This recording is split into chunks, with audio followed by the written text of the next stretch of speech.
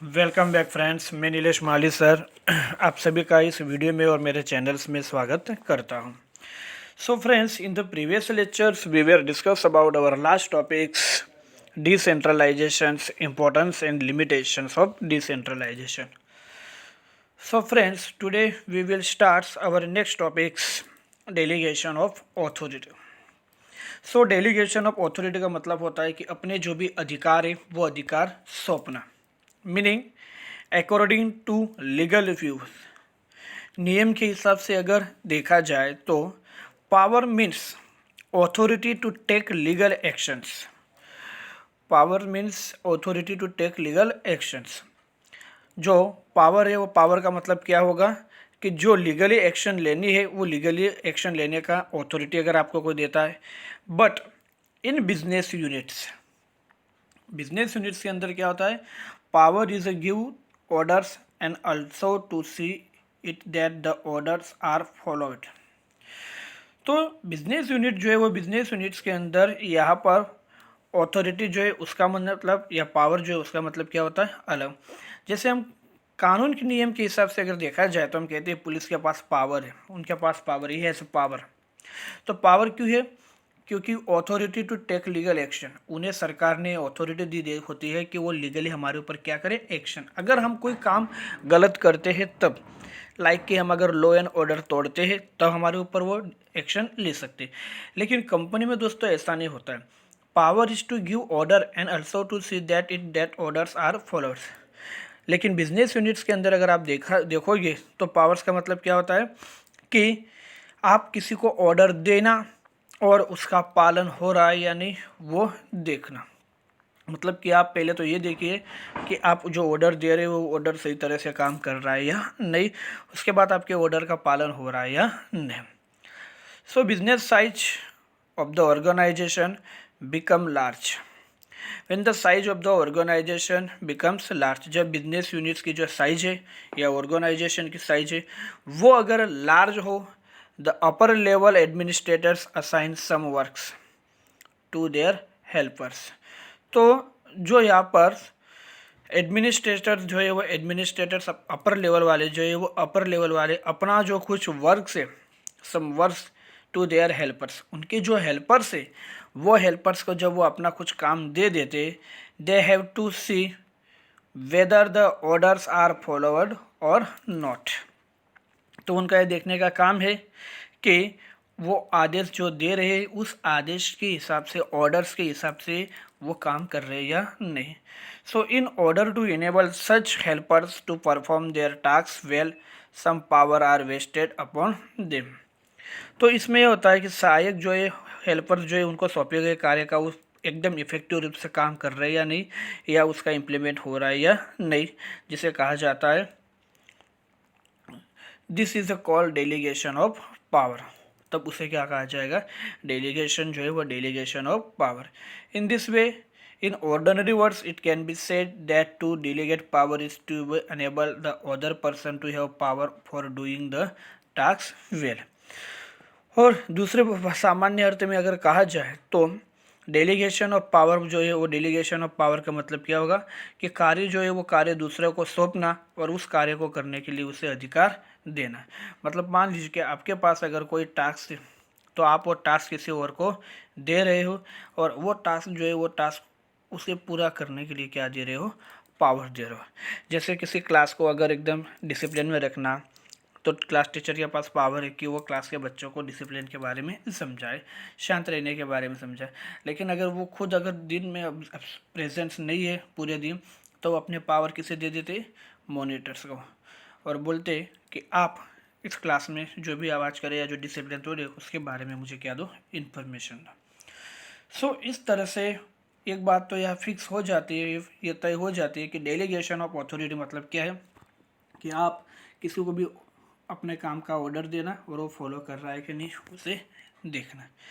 According to Louis Elon जो है उनके हिसाब से अगर देखा जाए, delegation of power is such kind of process in which the administrator gives a part of the powers to his helpers along with duties and helpers with the help of other for the purpose for work performance accept such power consciously.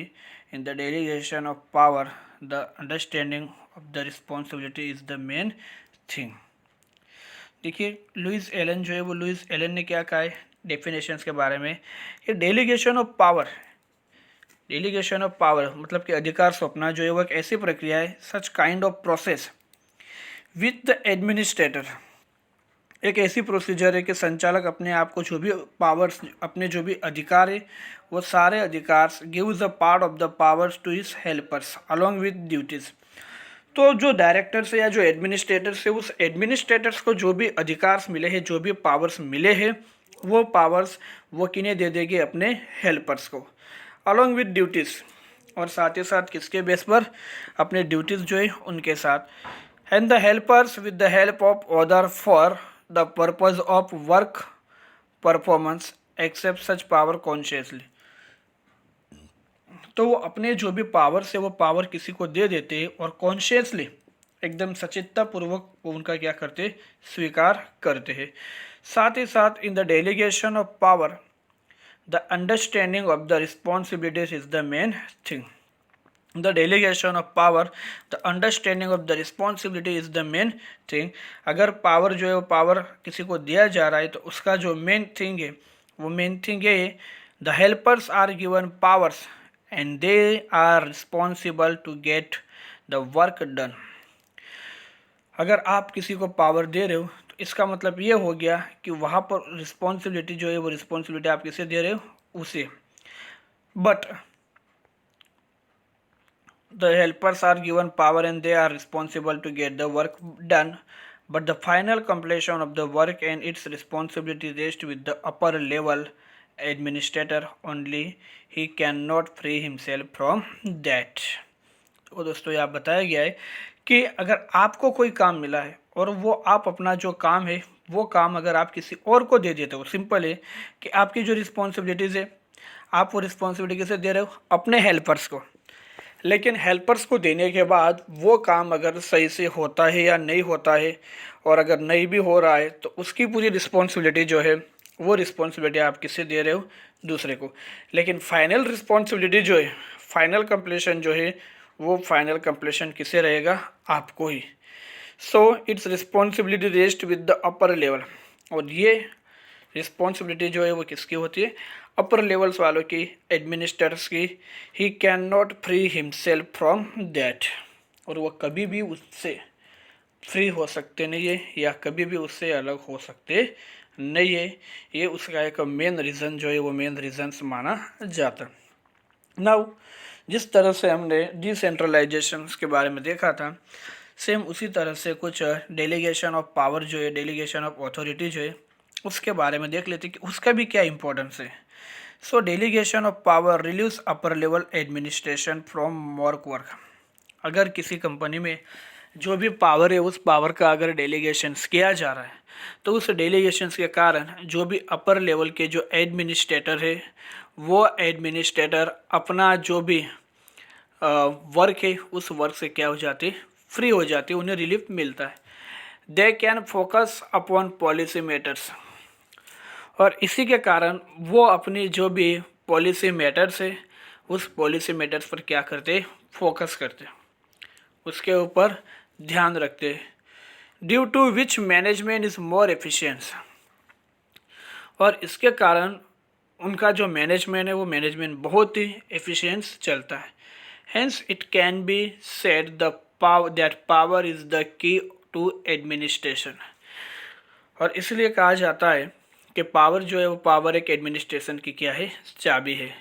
But delegation of power is the key to organization, लेकिन delegation of power जो है वो organisation जो है वो organisation की क्या मानी जाती है की जो है वो की मानी जाती है। देखिए सिंपल है कि जो भी टॉप लेवल वाले मतलब अपर लेवल वाले हैं वो अपर लेवल वाले अगर अपना काम किसी और को दे रहे तो इसके कारण वो थोड़े फ्री हो जाते, तो उनका जो भी मेन काम है या मेन मैटर्स है उसके ऊपर वो क्या कर सकते फोकस कर सकते, उसके ऊपर ध्यान अच्छे से दे सकते हैं, जिसके द्वारा मैनेजमेंट जो है वो मैनेजमेंट कैसा होगा एकदम एफिशिएंट। और जो मैनेजमेंट है वो अगर एकदम एफिशिएंट हो रहा है एकदम सही तरह से हो रहा है it can be said that power is the key to administration. तो ये कह सकता है कि अधिकार जो है मतलब पावर जो है वो मैनेजमेंट की क्या बन जाती है, एक की बन जाती है। लेकिन delegation of power is the key to organization, लेकिन जो पावर दिया जा रहा है, जो पावर बांटा जा रहा है, वो एक मैनेजमेंट के साथ साथ ऑर्गेनाइजेशन की भी क्या है वो एक अच्छी चीज़ जो है वो मानी जाती है। सो फ्रेंड्स, अब ये जो बात तो हम अभी पढ़ रहे इससे ये बात तो फिक्स हो गई है, तय हो गई कि पावर अगर मैनेजमेंट वाले जो है वो पावर अगर आप किसी को अगर वो डेलीगेट कर रहे हैं मतलब दे रहे, इसका मतलब जो मेन डायरेक्टर है या जो मेन मैनेजर है वो क्या हो जाते, फ्री हो जाते और अपने जो भी मेन काम है उस मेन काम पर वो फोकस करते हैं और अपने काम को काफ़ी अच्छे से सुधारने की कोशिश भी करते हैं। तो इसलिए जैसे जैसे स्मॉल कंपनी से बिग कंपनी, अगर स्मॉल कंपनी है और बाद में अगर वो बिग कंपनी में कन्वर्ट हो रही है तो अपने आप उन्हें अपने पावर या अपनी कुछ रिस्पॉन्सिबिलिटी या अपना वर्क जो है वो किसी और ना देना ही पड़ता है। सो जो भी इम्पोर्टेंस है वो इम्पोर्टेंस को हम वन बाय वन देखेंगे। ठीक है, तब तक के लिए गुड बाय।